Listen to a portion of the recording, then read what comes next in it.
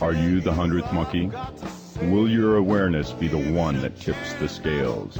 You're listening to the 100th Monkey Radio with Tom and Ramon on the Truth Frequency Radio Network.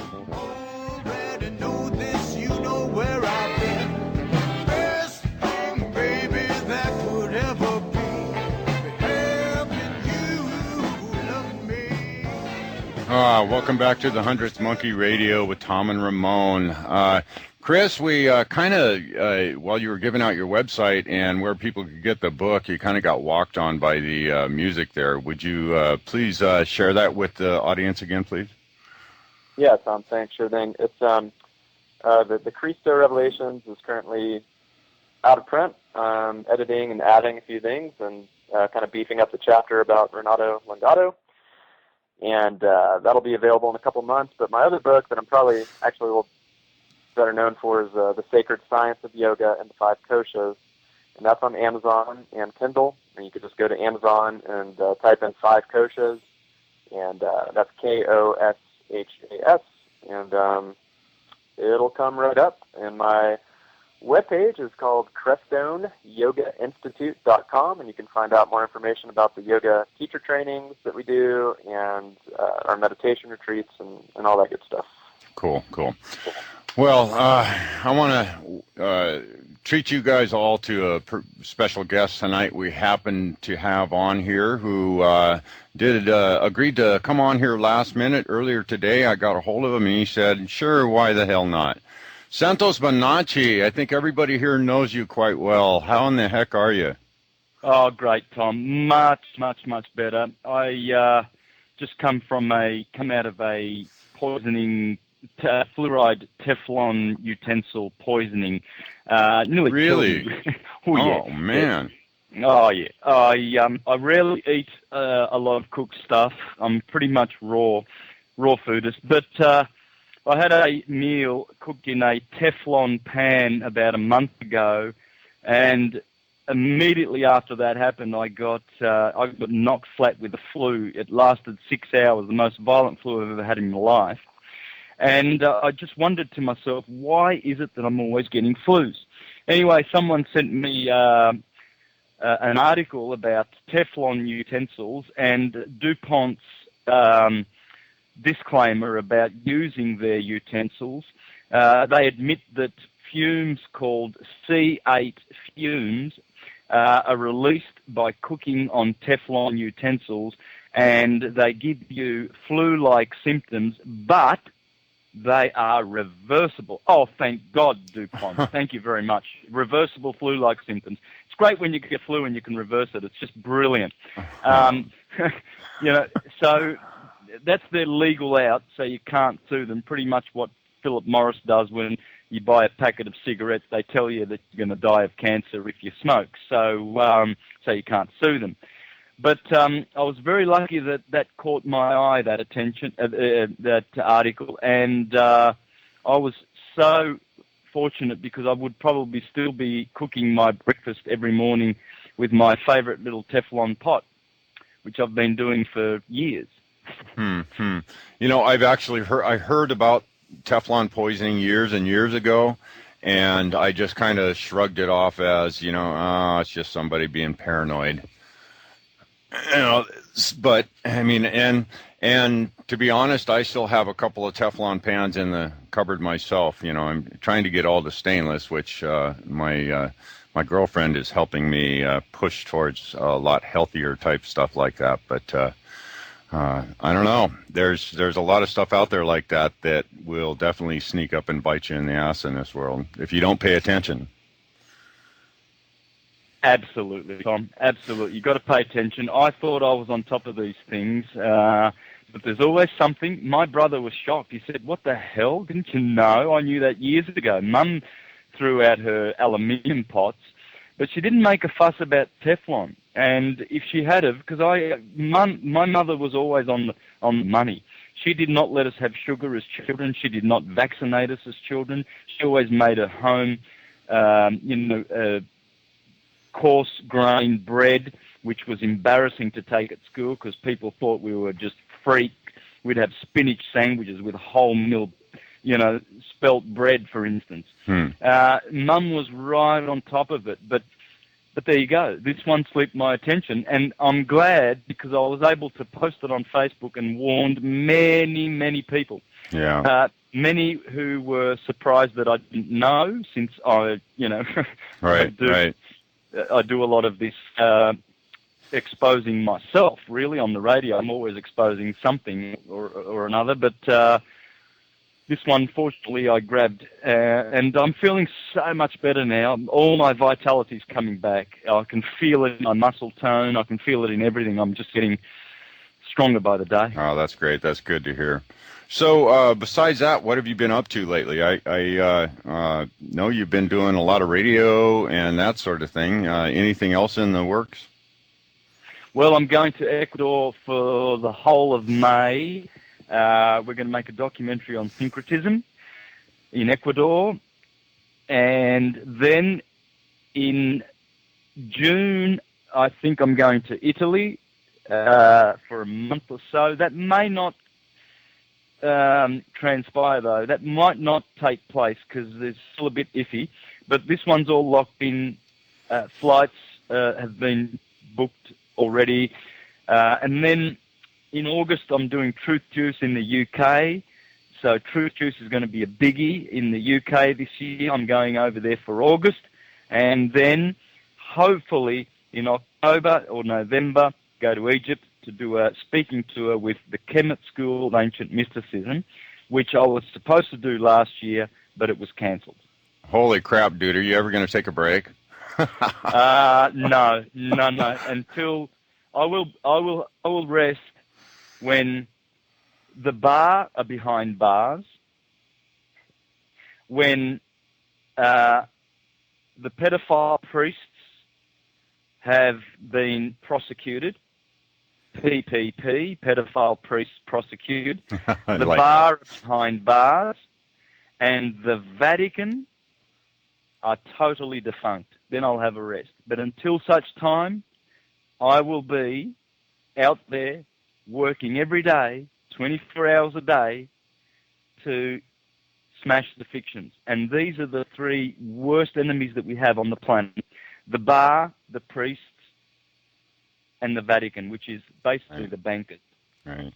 So, Santos, we have Chris online with us, and Chris, I want to make sure you know if you want to speak up anytime you want to, and if you have a question you want to throw at Santos, please don't be shy. We're just three guys sitting here having a chat. So, man, I would love to ask Santos about something. First of all, Santos, I mean, you're one of my teachers. I'd sit here and obsess over your YouTube videos, and just it's hard for me to process all this information. One thing that was really special for me is something that you articulated so eloquently that I just couldn't really put into form, couldn't put into words, couldn't get thought forms around it.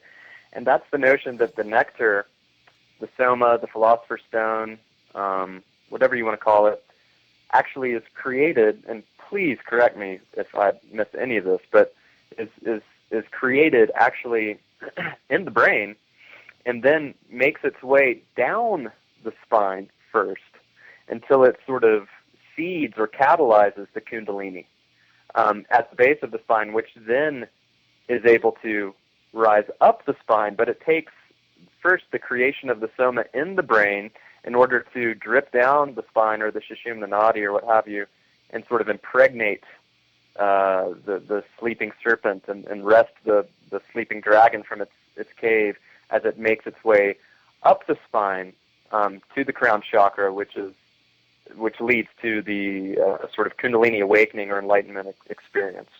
And prior to that, I'd never heard this notion that the soma was created in the brain and impregnated the Kundalini, as it were. I've had experiences meditating where the soma sort of drips into your mouth and you can taste it, and anybody that meditates long enough, has this experience. But the idea that it could make its way all the way down to the base of the spine and impregnate the Kundalini, which then rises up the spine to create the Kundalini awakening, was new to me, but makes perfect sense.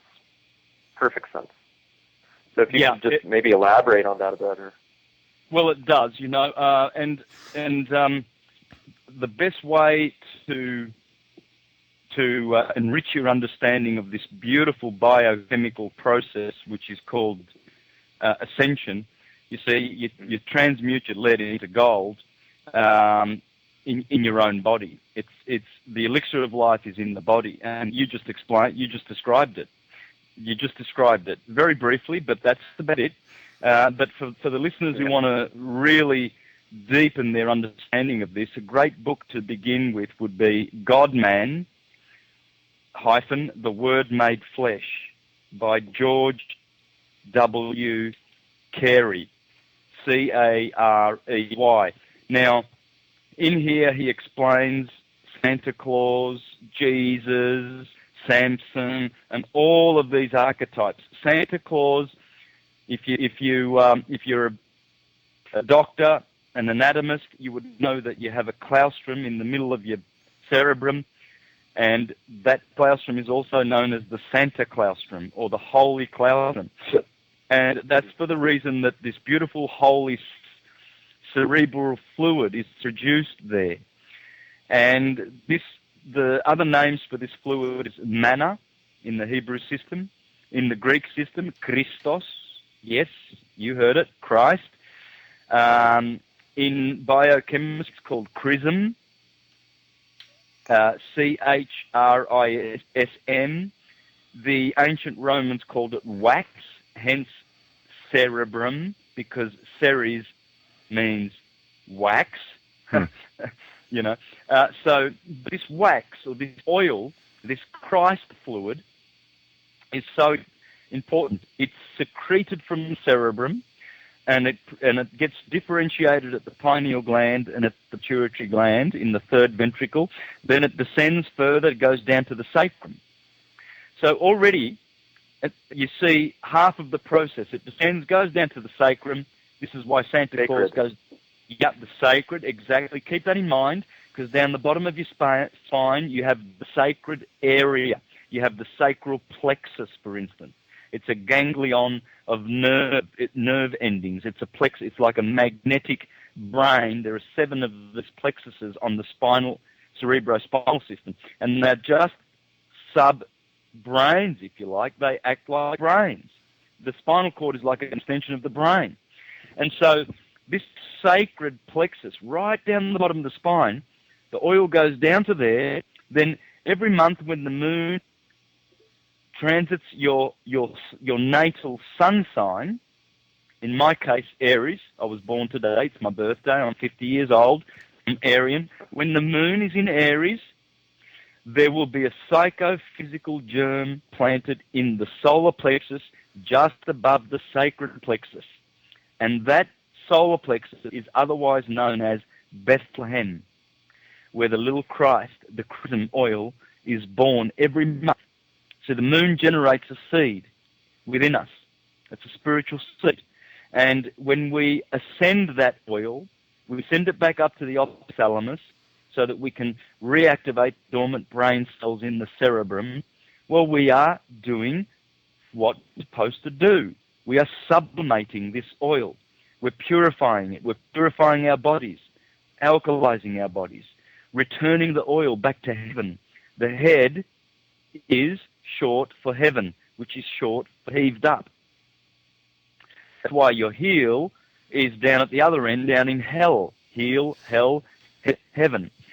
And so we have this beautiful alchemical laboratory in the body, and many people are just throwing all sorts of junk down their esophaguses. You know, they've got, look, we've got aspartame and fluoride in the water, all sorts of toxic waste that legally has ended up in our food supply, legally.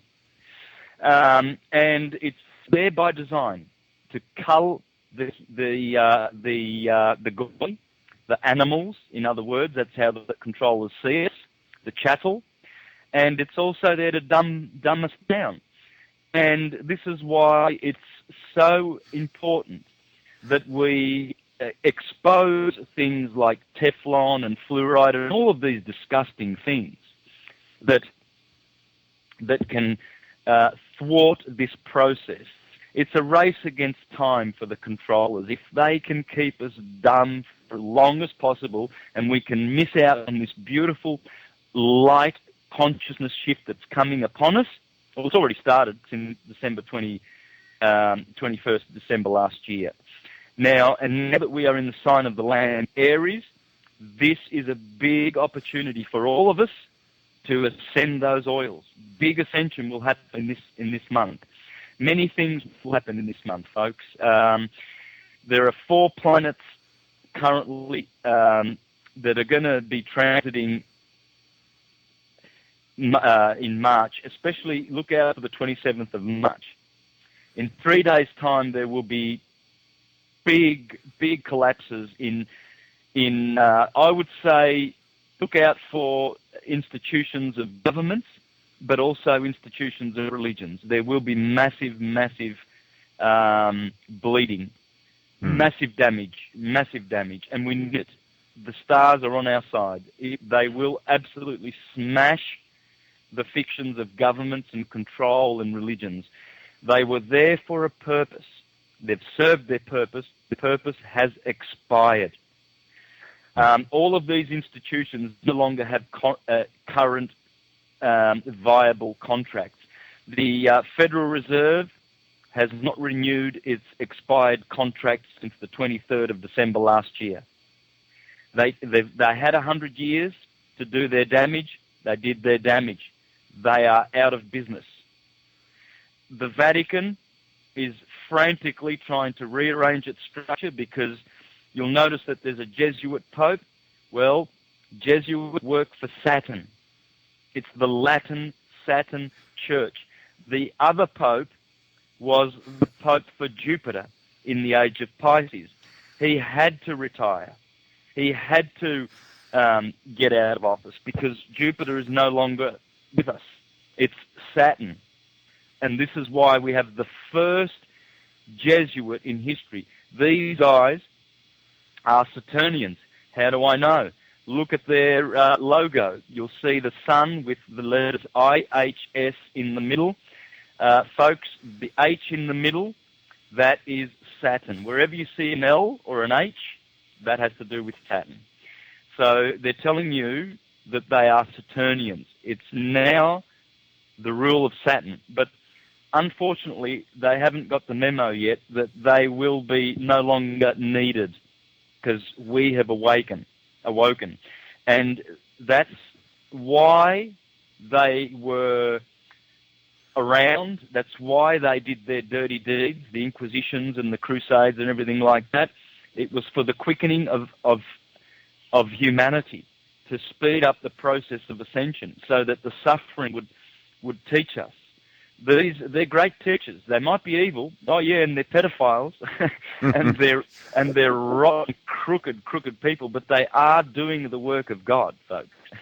and God is not, God is a two-faced God. The demiurge, the God of this world, the electric universe, is a demiurge. So he's going to give good, and he's going to give evil. And he's been doing it for a long time now. This is why unity consciousness and unity speak is so important for us to get out of the dualisms and go back to unity where unconditioned consciousness is and which is our true nature. We can do it, and we will do it.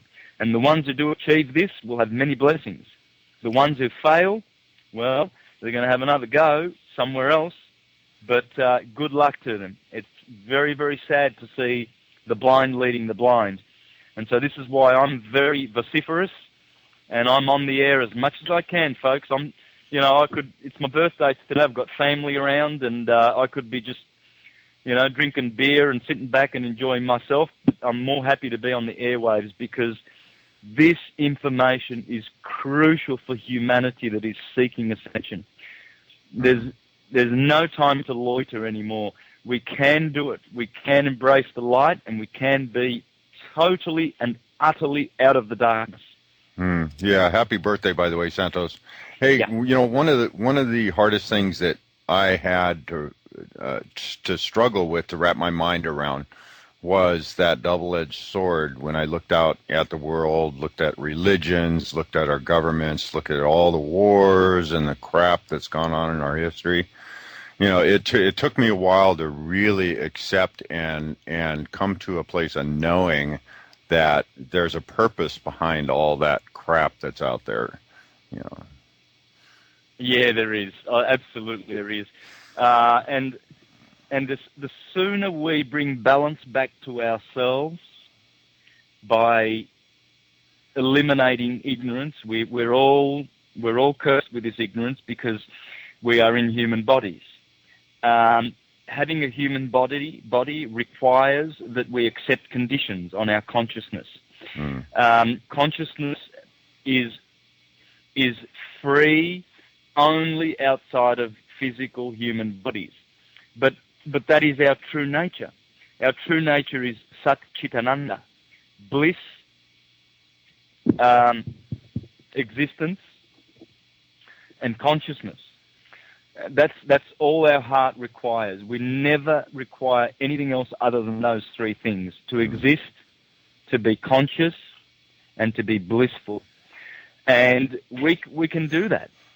It's within our grasp. What we need to do is go into the stillness and bring back the light that's in there, in our hearts, in our minds. We have that stillness. We have the magnetic stillness that we can just find by meditation. There are other ways. The best way to find that stillness and shut the thinking mind down, because it is thinking that is destroying, it's creating, we are creating demons, we are creating thought forms which are destructive to us. You see people that have got twitches and you know, they're hunchbacked and they're sort of, you can see all these twitches, you know. That is a result of their own mind's doing. Right. And so we can free our minds. We can have powerful, clean minds that are able to think all things. Because once we meditate and go into the knowing, we have all the answers there. There is no priest, there is no king that can stand in for that process. This is why it's a blasphemy to see priests alluring people and enticing them to their books.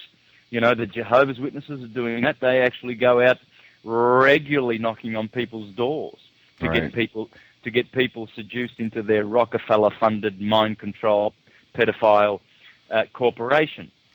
And the Mormons are doing the same. They've got the Smith family, Illuminati bloodline family that has invented their Jesus to save their group. And so all of these churches, they're just a bunch of supremacists. They are saved, and you're not. You know what I'm picking up off of people right now, and what I'm seeing people do is that as soon as they gain any sort of real balance, you know, when they're the balance between spirit and mind, they're proactively doing something to help change this paradigm. Whether it's something they're doing in their communities, community gardens or watches, or creating movements that are, you know, inspiring other people, going out doing sky watches for UFOs, or writing a book, or something. They're doing something proactive, and I'm just seeing more and more and more people find that place where they know that they're here to do something to help change this place. Yeah.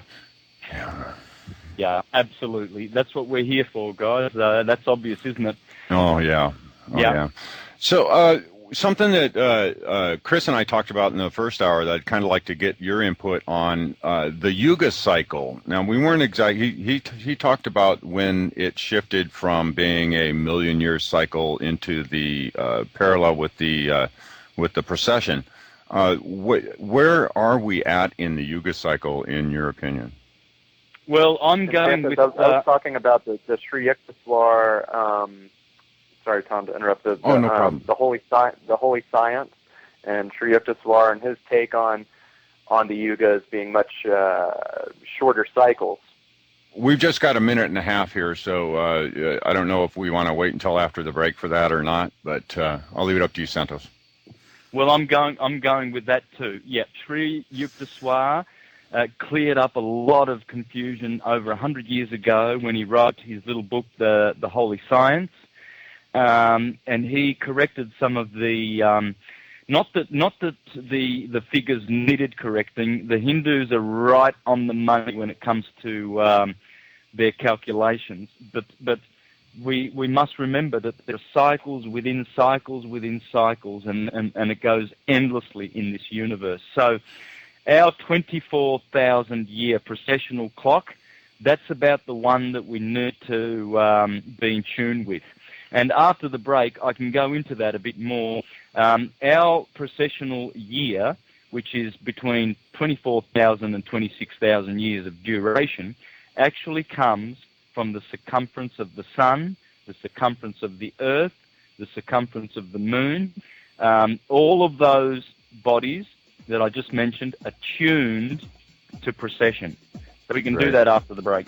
All right, thanks a lot. You're listening to the 100th Monkey Radio on the Truth Frequency Radio Network, and we'll see you guys after the break.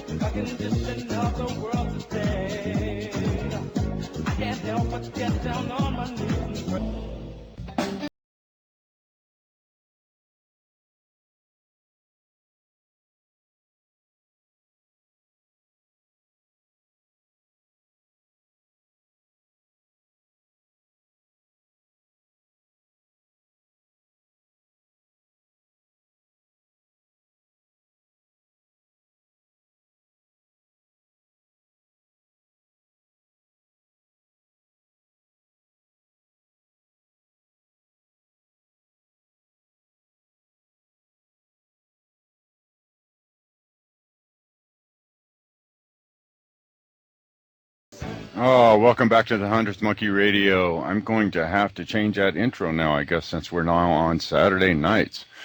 So we have Santos Bonacci, and we have Christopher Sartain online with us. And Santos, before the break, we were talking about the yugas and the precession, and I have one more question about the yugas. Now, if I were to, I understand, I know what the basic yuga symbol looks like with the golden age on top. It's golden, silver, bronze, however that goes. I don't remember the names of all of them. I'm not really well versed in it, but I do know that picture. If I were to take and overlay a clock on that, where would you say we are right now? I kind of picture us at like 7:30 or 8. I'm not following you. I don't understand exactly what kind of clock. Are you doing a 24-hour clock? I don't know. A 12-hour clock, just a 12-hour clock. And you know the circle, the way they put the icon for the yuga with the golden age on top. Right. And then the silver age is on the sides, and then the silver age and the bronze age, and then the iron age at the bottom. Yeah, exactly. Well, according to Sri Yukteswar, the golden age occurs when our sun is close to its binary. It's dual. He calls it a dual, and he says, in fact, I will read what he says straight out of the book. Now, very interesting. I've presented this in my information. He says, on page 8 of the Holy Science, he says, we learn from Oriental astronomy that moons revolve around their planets, and planets turning on their axes revolve with their moons around the sun, and the sun with its planets and their moons takes some star for its jewel and revolves round it about 24,000 years of our Earth, a celestial phenomenon which causes the backward movement of the equinoctial points around the zodiac. So And then he goes on to say that the golden age occurs when we are closer to our dual star. Now, we know that we are not as close as we could be to Sirius. Sirius is hurtling towards us at 20 miles a second. So if it is Sirius, that is our binary, which a lot of great scholars have concluded, well then, to reach the golden age of 100% pure unconditioned consciousness, you would need to wait another 12,000 years, or, I don't know, 8,000, 9,000 years. And the vernal equinox would have to be around, I don't know, Libra, Virgo, Leo, but in particular Leo. But we're opposite now. We're in the age of Aquarius, you see. So by the time the vernal equinox hits Leo, that'll be another 10,000 years. So, but what's happening right now is something totally different. We are going through the dragon's breath, the photon belt, the light of Sion. It's a special little window that happens in the Aquarius-Leo axis. And Aquarius is there pouring out his spiritual waters on humanity simply because when you go through Aquarius, you get a mini golden age. So this is an age that's going to visit us, it's going to enlighten us and pull us out of the Kali Yuga. Even though it's just the Dvapara Yuga, the second Yuga, it still receives this magical period of time that we're going to go through, the photon belt, and it should last at least 1,000 years. It'll be very, very strong. Uranus is the ruler. Uranus is going to rule this period of enlightenment, and Uranos in Greek means heaven.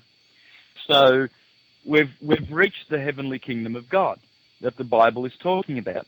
We've arrived. It's here. It's now with us. So it's up to us to make of it what we will.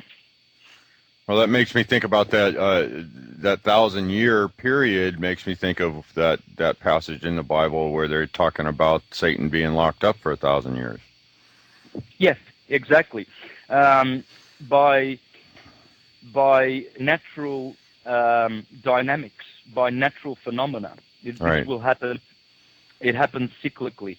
It's part of the cycle. That's why the so-called prophets of the Bible, who were just diviners, speaking about the divine, which is astrology, that's why they could make accurate predictions, because they knew the great timekeepers, the processional year, for instance. They knew how it worked. So they could make these predictions. They could foretell things that would happen, because when one knows the stars and their positions, then one can make these predictions quite comfortably, and they will pan out exactly as the forecaster or the diviner accurately foretells, because you can't go wrong with this science. It's so easy to make predictions with astrology. You just got to be familiar with those orbs daily. You've got to know their courses. You've got to know where they are all the time. It's handy to know where the moon is. Once upon a time, people did not do anything unless they consulted the moon. They had their moon charts, and they would see where the moon was, because she is the one that determines whether you're going to have a good day or a bad day. You can have a good night's sleep. You can do everything correct and wake up in a bad mood. And you might blame certain forces. You drank too much, or you ate too much, or you overslept. It's got nothing to do with that. Rest assured, everything, when it comes to your moods and luck and your non-luck, it all has to do with the planet. So it's almost like it has a direct physiological effect on life, not just our bodies, but on the whole universe. Right? I don't know. Maybe I'm having an epiphany here. The effects. I always kind of looked at astrology just simply on the human terms, on how it affects our personal lives and how it affects the.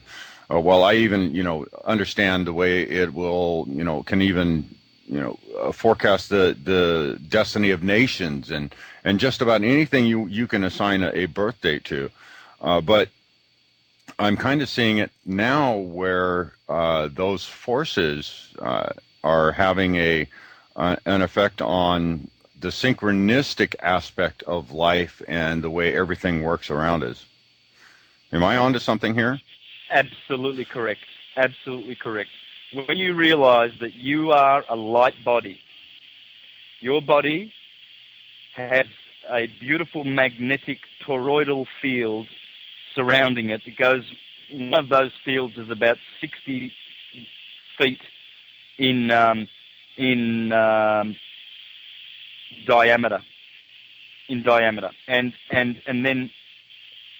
then there's another body much lighter but bigger than that, which is connected to that toroidal field.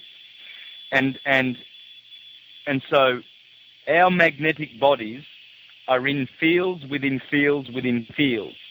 And this is why you can walk down the street and you will all of a sudden someone will make eye contact with you, and you're pretty much you're extremely aware of them, because what's going on is their psychic aura, their psychic field is merging with yours. We are constantly doing this when we're rubbing shoulders with people, in the same room with people. Our bodies are in communion. Not physically. Physically, to have physical communion, well, you'd have to have sexual relationships. But when you're in the same room with someone else, your psychic bodies, your mental bodies are in communion. They are merging together, you see. So the same thing is going on with our brothers upstairs, the planets. They are creatures. They're not just rocks floating in space, as educated types will have you think. Oh, they're just rocks. Oh, astrology. Oh, are you talking about those rocks in the sky, Santos? You've got rocks in there. No, they're creatures. The sun is an archangel called Michael. That's Jesus Christ the Savior. Look, I am coming in the clouds, every eye will see me. It's a literary masterpiece, the Bible, and it teaches you about all the planets and their character, their archetypal purposes, and their archetypal energies. So we know what the sun does. It's the vital archetype. It gives life to this planet. Right now we are in Aries, the springtime, so you're going to see some blossom. Well, that's life. Right. That's the sun doing that. The sun does that every year when it enters Aries. It produces blossom. The moon does not do that. Neither does Saturn, neither does Venus. None of the other planets do that. The other planets do other things. You see, the moon is the psychic, the soul. So she's going to be affecting our moods, our water. She will lift our water when it's full moon, and we will be very temperamental. This is where you see a lot of crazy people come out of the woodwork on a full moon. More crimes occur on a full moon than any other day. More arguments with spouses and family members and siblings because of the water. The moon is playing with our water. The sun is playing with our spirit, or in other words, the vital force within us. Saturn is also producing coagulation. You see, Venus is cohesive. Mars is motion. They're all doing their various work, but these planets are bodies, and they have great, big magnetic toroidal fields attached to them, which are attached by other bigger fields. And all of these fields that we cannot see with our eyes, they're all working together as a symphony. It's a whole symphony. This is why we all act in a certain way when there's a full moon. This is why we always act in a certain way when Mercury is retrograding, or when Mercury is conjunct Saturn, or when it's conjunct the Moon, or when the Sun is conjunct the Moon, or when Venus is conjunct Saturn. I mean, there's so many combinations and so many results and effects that they produce, because what's happening is there's a whole sympathy of magnetic fields.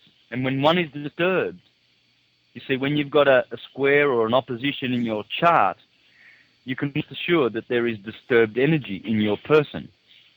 And that's where our ability to actually do something with it, if we are aware of all these effects that are happening around us, that empowers us to be able to actually either watch out for it or, man, maybe I just shouldn't go to work today type thing. Absolutely. Spot on. Yeah. Yeah. Spot on. And go, brother. Yep.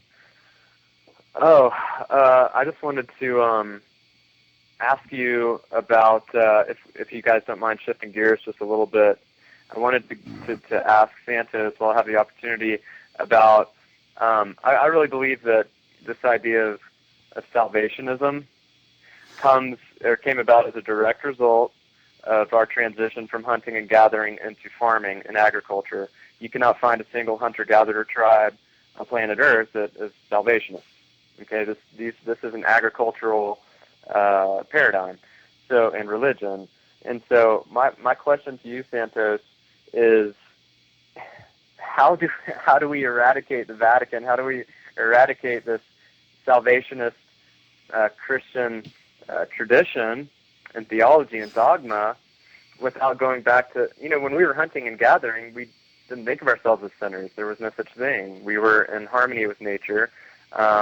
It was only when we started farming and playing God and acquiring property and separating ourselves from nature and killing and playing God with the plants and animals of earth, domesticating and farming and whatnot, that we saw ourselves as unnatural. We saw ourselves as sinful and having this original sin. So my question is, I'm really interested in how do we do what you propose to do and what I would like to see happen and leave these antiquated belief systems behind. How do we do that without going back to, it sounds silly, but how do we do that without going back to hunting and gathering? We're going to be an agricultural civilization with no end in sight. So how do we transition into this Aquarian age and leave behind these antiquated belief systems, but and yet maintain our current way of life and farming and using agriculture without going back to living in a state of nature? Yeah, that's a big one. That's a big question. And I think the best way to deal with the horrible structure that has been set up in the world would be exposure. Expose the system. Expose the doctors, for instance, that are saying, "Oh, fluoride is so good for your teeth. It's 100% safe." Expose Right. these creeps. These guys have been paid to tell such lies. The evidence, when you do research, this is why good research, I base all of my stuff on good research. I go to prime sources. I don't, just jump on piggyback of other researchers. And I do my own research. I don't present anything that does not come from my own hard research. And then in that way, you can expose properly, because many people are not equipped to do the work of exposing because they haven't really done their own research. They're only repeaters. They repeat what someone else said. And this type of person is probably not going to be as effective as if they devoted, 6 or 7 hours a day to research like I do. And then they come up with good fruits to share. And so I think exposure is probably the best tool that we have. How many times have the controllers been thwarted? For instance, just an example, we know that they had plans for the London Olympics. They were going to pull some shifties, but there were so many articles and videos that turned up exposing the controllers and all of the secret stuff that went into the planning of the 2012 Olympics. Even the young man, Rick Clay, I think was his name, the guy that was killed or suicided or disappeared after he released his beautiful information about the Zionist Olympics. We have to deal with these people. We must deal with it's a very heavily Zionist media. And the Zionists work with the Vatican. They are the same bunch of criminals, rest assured. And they will tell you everything they need to tell you. They don't care whether they've got to lie through their teeth just so that they can get their way, so they can get their wars, so they can make money through Ponzi schemes. And it's all about just a handful of banksters. Once these guys are exposed, what effect can they possibly have? Yeah, what do we do? I mean, so let's say we get, the exposure is happening now.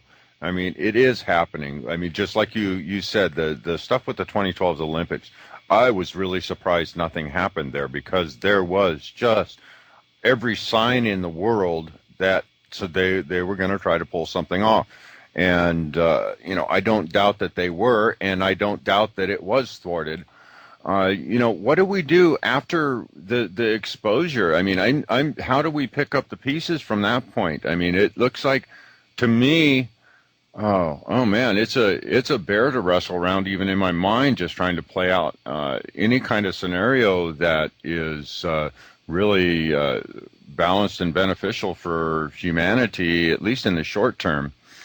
I don't know. Do you think we have to go through the turmoil, real tumultuous time? No, I don't think that at all. There are good creatures in positions of power on this planet right now. We are, let's say, when it comes to politics and influence, we are probably right down the bottom. But we're doing our work for this end, enlightening people, and you will find that help will come from above also. There's a lot of good work going on. There's a lot of prosecuting of criminals. You'll find that the Rothschilds and the Bushes and the Rockefellers are mostly in hiding right now. Many people are retiring, getting out of their jobs, because they know that the light that is coming and the exposure is coming will be unbearable for them very, very soon. The creeps that are still continuing to pretend that they've got, that they're still operative and viable, they're only making it worse for themselves. It's time now to repent and cease and desist. A few have realised this, and they've actually done this. They've changed. And they've gotten out of their wicked and corrupt jobs, because they absolutely know, and they always did know, that they were serving the wrong master. So it's time to align ourselves with the good forces, because we won't have to worry about the transition. How are we going to go to, from fiat currency and all of these poisons that we're so used to? How are we going to go back to natural living? Yeah, the light will come that will direct us. We will be receiving the light that we are from higher realms to be able to cope. Yeah, I think that's where the real type of faith kicks in. That instead of worrying about what's going to happen, I know this about how the universe works. At least for me, that when I do focus on when I focus on the negative in my own life, that I end up drawing more of that to me. But when I am able to visualize something, visualize that happy future, that fun time, that more of that has brought my way too. So. Yeah. So we've got about a little over 3 minutes left. Santos, when are you going to get a book out there, bud? Look, at the moment, I don't have the time to write a book. For me to get, we're going to do the documentary. That's very important to me. And I'm getting the message out with the means that I have. Radio, presentations, webinars. But when I do get a bit of a rest and my schedule is not so busy, I will put pen to paper, because not only for the value of the information that will be of such great practical help to mankind, but also it will be good for the writer. You see, writing, putting pen to paper, is the best way to connect with your higher mind. It's absolutely the best way to record your thoughts, your knowing. It's much better than just speaking. I agree. It's spelling, right? It's very powerful. It is very powerful. It actually balances the two hemispheres of the cerebrum and gives you access to the Akashic record. When I write things that surprise me. When I speak, I'm just struggling all the time, because I'm dealing with thoughts that are coming constantly. But when I write, I'm more relaxed, and the thoughts are cleaner and far more sublimated in writing process. So I'll get to that. So you're working on a documentary now? Yeah, which we will produce in May in Ecuador. Yeah, I saw that one that came out here this year. 3 or 4 months ago that you were in? Yeah. Yeah, that was, I can't remember. What was the name of that? 2012, The Crossing Over. Yeah, that was actually a very well put together piece. So I would urge anybody to, it's on YouTube, so I'd urge anybody to take a look at that. And your website, Santos? UniversalTruthSchool.com. And Chris, one more time, your website, bud. It's CreststoneYogaInstitute.com. I want to thank both you guys for joining me. This is for the first Saturday night, Santos, and being your birthday. Happy birthday, dude. I'm just tickled pink that you were able to pop over here for an hour.